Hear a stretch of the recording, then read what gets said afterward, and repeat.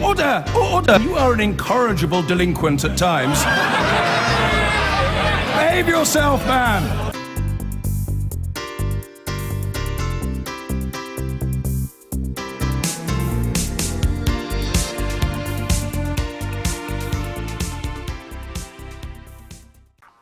And with us for the next 30 minutes, I'm joined by the UKIP MEP, George Batten, and the Conservative MEP, Ian Duncan. Now let's take a look at the European Court of Justice's ruling, the ECJ, on headscarves. What do you make of it? Seems to bring the ECJ into line broadly with where the UK government is, as far as I can work out. You can't discriminate against one particular culture or religion. You must treat equally and fairly all, and I think that probably is broadly where we stand. But Theresa May made it clear at PMQ she really disapproved of the ruling. She said that women have the right to choose how they dress. That's not quite what the ECJ ruling is saying. Well, what she's saying is she wouldn't legislate on how people are going to wear it, on their costumes. I think that's absolutely right. But if there is to be some restriction upon the front-facing element, then all should be treated equally and fairly.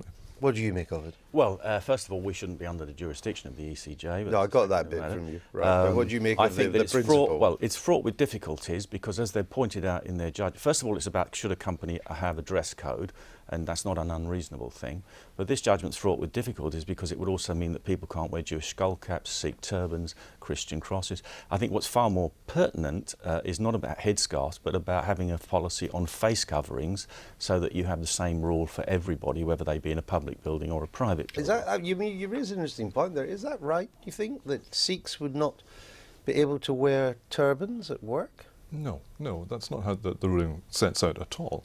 What it's actually doing is, again, it's giving the power to particular companies to treat all its employees fairly. If it's going to try and look at one in a certain way, it looks at them all that way. But the point is, it's not... Yeah, but if it said we want no religious symbols at all of any kind, would the Sikhs then be in trouble with the turban? Because I understand it, the turban is part of the is a religious manifestation for the Sikhs. point is that the ruling is very clear. That company would have to justify very clearly why it was making that statement, and if it cannot justify that, then it cannot impose that. As far as I'm concerned, that seems practical and sensible. Interesting development. We'll see what the national and the lower courts make of it, because a lot of the judgment in the end was saying that this really, the details need to be sorted out at a national or local level. Now, yesterday the bill enabling Theresa May to trigger Article 50 and start the negotiations, which will end with Britain's exit from the EU, got the royal assent. Downing Street has said that the Prime Minister will trigger Article 50 at the end of the month, probably the last week of the month. So what will happen next? European Council President Donald Tusk has said that he would need just 48 hours to respond to the UK with draft guidelines for the negotiation. Tusk has also said an extraordinary meeting of the EU 27, that's the EU without the United Kingdom, will take place in April or possibly May, where European leaders will decide a guideline for the negotiating mandate. Only once the mandate is agreed will the official negotiations begin, maybe sometime in June or July. There's lots of elections getting in the way of this in Europe, with citizens' rights and the Brexit divorce bill likely to be top priorities. Both sides need to reach an agreement by October 2018. You heard George Robertson, Angus Robertson, I should say that, leaving enough time for the UK and European parliaments to sign off on the terms of the deal. Though, of course, European talks often go way beyond their deadline. If there's no agreement, there is then a chance that the UK could, to use the vernacular, crash out of the EU on world trade terms. Brexit Secretary David Davis said on Wednesday that the UK government had not assessed the economic impact of such an outcome, he said, quote, to my satisfaction. Donald Tusk addressed the issue when he addressed the European Parliament on Wednesday. I want to be clear that a no-deal scenario would be bad for everyone, but above all for the UK, because it would leave a number of issues unresolved. We will not be intimidated by threats, and I can assure you they simply will not work. Our goal is to have a smooth divorce and a good framework for the future. And it is good to know that Prime Minister Theresa May shares this view. Are you surprised, or does it matter that the government, given that it said this could be an option, that no deal would be better than a bad deal, has not sort of game planned what no deal would mean? Yes, I mean, considering that we've done it, I can't see why they haven't done it. With have you done it? What way have you done it? it? Well, you talked about WTO terms. I mean, the big issue here is about trade. There's no way you're going to unravel the tens of thousands of EU laws before you leave. But on trade, they just need to be made a simple offer, which is that they can have continued tariff-free trade with 3 of their 4 freedoms: goods, services, capital. But they can't have people, because we are going to control our border. Well, WTO doesn't cover people. No, I know it doesn't, but we could offer them that option, and then it would be in their interest to do it, because this would be a decision of the Council, by the way, whether they do this. And then Mrs Merkel would have to answer to German car makers, the French president, to the wine growers, to say why they were not accepting a deal to do that, but would prefer to have the common external tariffs put up. So it's actually something that could be done in 10 minutes and decided in an afternoon. Are you surprised, though? I mean, that's the principle, but it doesn't tell us what the economic consequences would be. Are you surprised that the government's not done this yet? Or is economic modelling so discredited after what was said before the referendum vote that it's not worth the candle? I think right now they're focused on what is the positive and constructive case. And I've no doubt, again, they will have to look at all scenarios. But right now, first and foremost, must be to get the best deal through the negotiated settlement. And again, I suspect certain elements this will happen faster than others. I think it will be a multi-track approach to these negotiations. There are some things which are straightforward and some things are devilishly difficult. Well, will it be multi-track? Because Michel Barnier is who's going to head up the negotiations on the EU side, or at least one of the major figures there. He's saying, look, we need to agree the divorce bill before we talk about the post-Brexit relationship between the EU and the UK. The British government, particularly David Davis, seems to be saying, no, we need to talk about both at the same time. That could be a deal breaker if the Europeans don't agree to that. The whole thing is fraught with difficulties, because there is a report being prepared by the Economic and Monetary Affairs Committee, which is putting all kinds of impediments up already, so we believe from a draft, which they want the ECJ to have continued control and jurisdiction. They want to control our tax policy. And the man in charge of the negotiations is Mr. Verhofstadt, who is the most enthusiastic integrationist that you'll find in the whole Parliament. So he's not got any... Well, he's the Parliament spokesperson, if you like, but he's not in this charge. He's a senior... Is he not a senior observer on the matter? He will be an observer. On behalf of the Parliament? On behalf of the Parliament, he will have no negotiating role whatsoever. Oh, no, right. And the lines which are being described here, of course, are every single one of those committees is doing that. Of course they are. That's what they want. They want the hardest possible deal imaginable. Well, no, actually, the fairest one I've read is from the Constitutional Affairs Committee, which actually gives quite a fair exposition of where we are and what could happen. I don't necessarily agree with all of it, but for example, one of the things they say in there is that we're under no legal obligation to pay any money into the budget. Well, that was the House of Lords had said that too. What other committee said that? The Constitutional Affairs Committee. Of the European Parliament? Yeah. All right.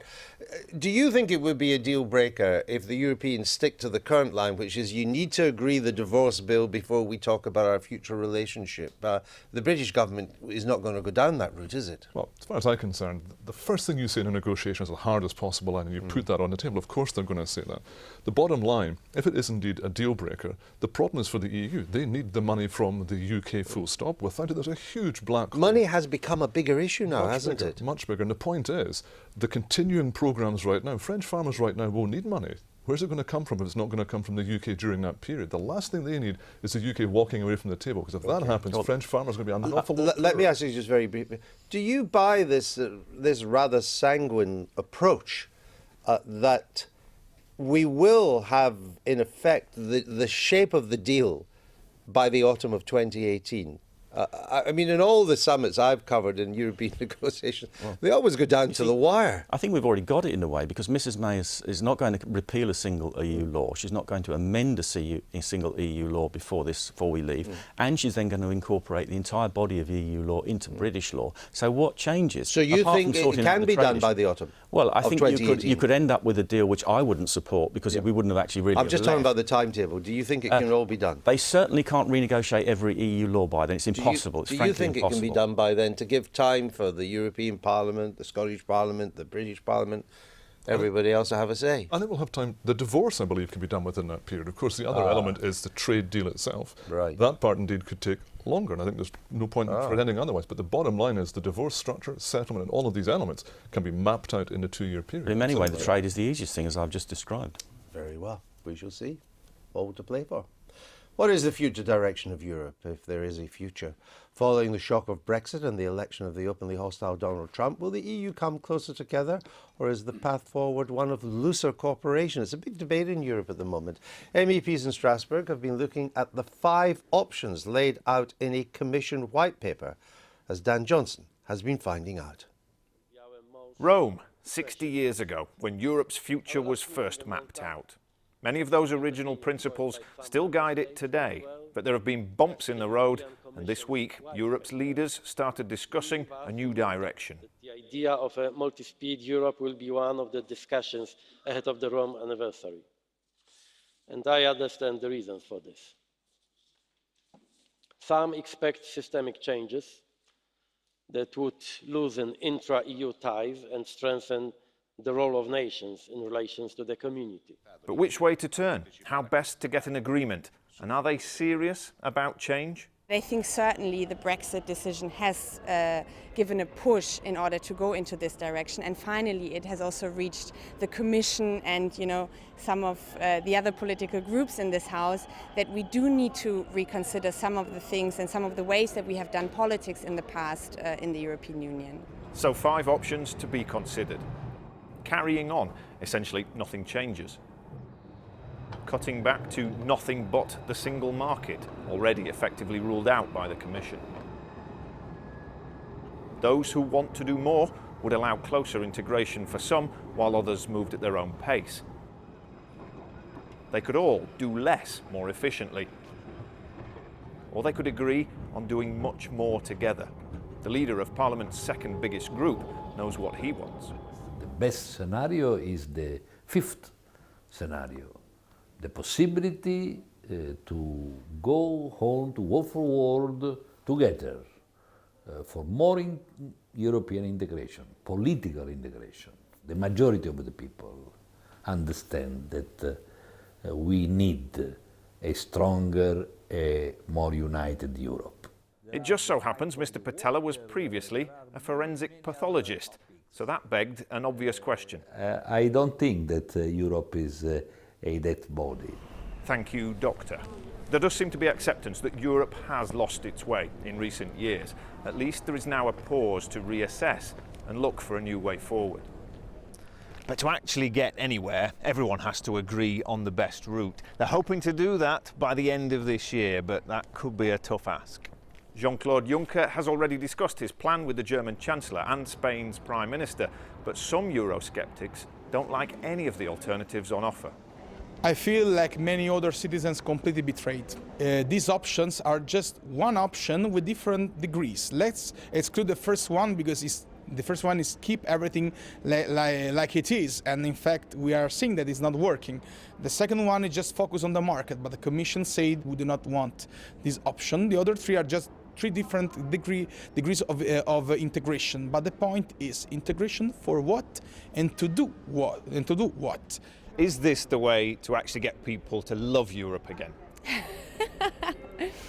I think that there needs to be a bottom-up European movement. I think we as pro-Europeans need to go to the streets again and say we want this, because in so many countries there has been this narrative of the European Union being something of the elites, being something top-down, and I think we need to show no, this is not true. So the challenge is to gather new momentum and get back on track. All aboard then, even if we don't yet know exactly where we're heading. All except the UK, of course. Whatever the new destination is, Britain won't be along for the ride. Now, you would have thought that the prospect of Britain leaving the EU, which is a huge historic event, whether you're for or against it, it's a massive event in the history of the EU, would have concentrated minds in the EU to say, all right, where do we go from here without Britain as the EU 27? But it seems to me that they're as divided as ever on the way forward. Is that right? Pretty much spot on. Everyone's pointing in a different direction and shouting forward. The plan that was put forward by Juncker was interesting because it was like the magician's trick with one card sticking out, which was the multi-speed Europe, the twin track or multi-track. That's the one that seems to be gaining some sort of credence now. Everyone seems to like that if they're in the fast lanes. Those nations that are in the slow lane are very unhappy with it. That includes the East Europeans? Oh, yeah, very much. And to some extent the Nordics as Some well. degree as well. So what you ended up with is a scenario in which those who are in the fast track see why that's important. Those in the slow track are wondering how they would ever get into the fast track then. And the other thing, of course, is that the elections, we've just had the Dutch election, and that has produced a result which I suspect will take a long while to form a government now in Holland. We've got the French ones coming up and the Germans.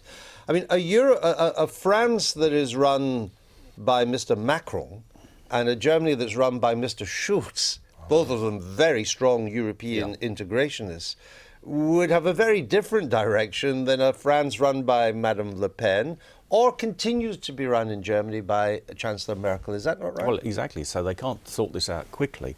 The most sensible option would be the one that they've discounted, which is number 2, which is just to concentrate on tariff-free trade and turn the EU into... Well, maybe then you would have wanted to stay in? Well, we want tariff-free trade, but I don't think we want the rest of it. But that would be the most sensible option for them. But they're not going to do that, are they? No, they aren't. And in fact, although Mr. Juncker said at the end of his speech that he wasn't going to say what his preferred option was, I think most of us kind of guessed it was option 5. And deeper integration all round. The elections this year are fascinating for a number of reasons, but including this, because as I say, Mr. Macron is a very strong pro-European. That's his approach to things. Mr. Schulz is a very strong European too. But in Italy, 4 out of 5 of the biggest parties are now against the euro. Yeah. Now, they haven't as yet had an election this year, but they might, we don't know.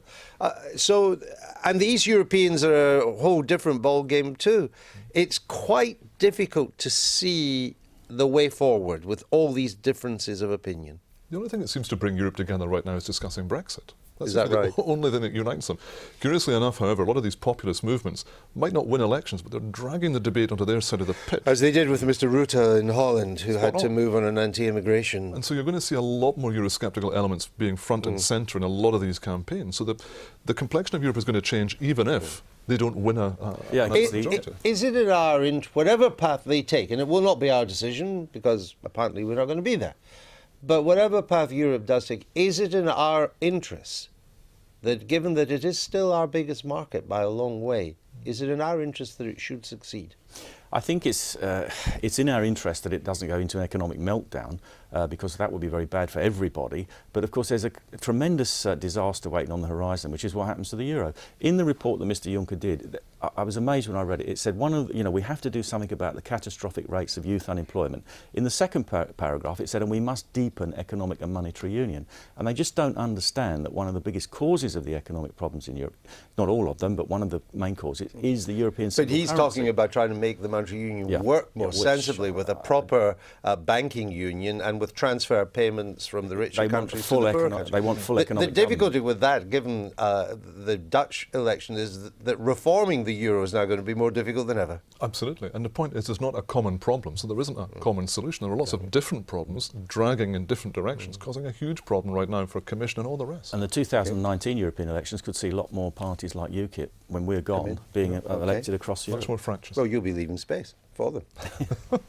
Now, divorces can be messy, and if you fall out in a big way over the money, for example, it can make it very difficult to make new arrangements. So how can a messy Brexit breakup be avoided?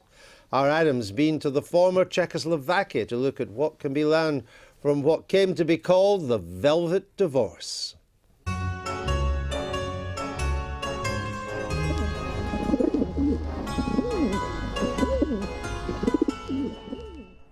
Picture the scene. It's New Year's Eve 1992 and this square is packed with people celebrating the end of Czechoslovakia and the birth of an independent Slovak republic in a process known as the Velvet Divorce, so called because not a single shot was fired. In Bratislava Castle, evidence of where it all started. Handmade signs from the protest that overthrew communism in 1989. Together. Freedom Europe. Right. But the public weren't as involved in what happened next. The main contender here is the HZDS leader, Vladimir Mečiar. Slovak nationalist Vladimir Mečiar was the victor in elections in 1992. Over an intense few weeks, he negotiated a split with his counterpart in the richer Czech half of the country. There was no referendum, and the divorce followed a simple formula. There are 10 million Czechs, 5 million Slovaks, plus minus, so property was divided 2-to-1, military was divided similar way, diplomatic service and our embassies were divided sort of very peacefully, and we didn't have any border disputes. So because we always had border between Czech and Slovak republics, so I think that there were no major fights. Since then, Slovakia has joined the EU and flourished.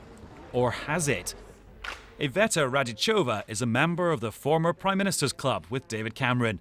She says the split was undemocratic, left her country briefly bankrupt, and was harder than people remember. Some things were really solved 10 years later, not immediately, not at all. All new state institutions, president, parliament, government, justice, court, constitutional law, all institutions of controlling mechanisms, everything. For the next generation of politicians, like the economy minister, it's all ancient history or geography. I think we are with Czech Republic in best partnership with other neighbor countries. Still good friends. Still good friends.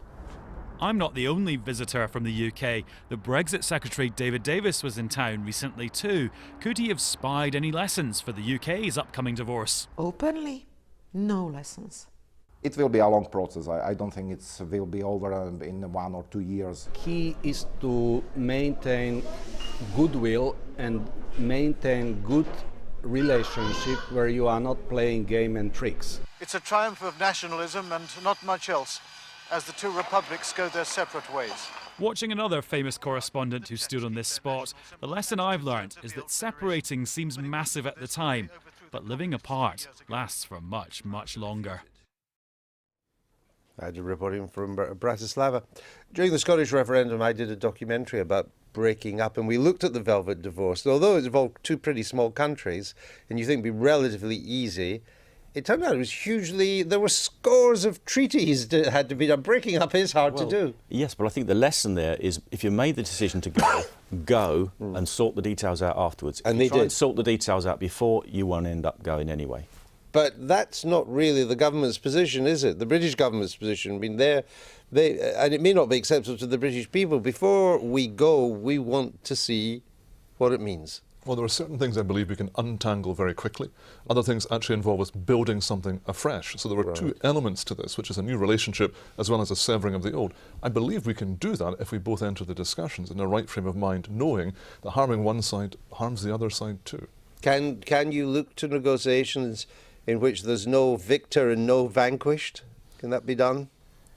In terms of the trade thing, we make them an offer they can't refuse and we all benefit. And as you've said, that seems to be the biggest issue. The rest of it can be sorted out. It's not going to be immensely difficult. The immigration is the next biggest problem. Are you as sanguine as that? It can be done, but we've got to keep focused on the outcome, and that is a good deal for both sides. And that's what the people of Europe actually want. Whatever their politicians want, that remains to be seen. We shall see. It's going to be a very interesting time. I thank you both.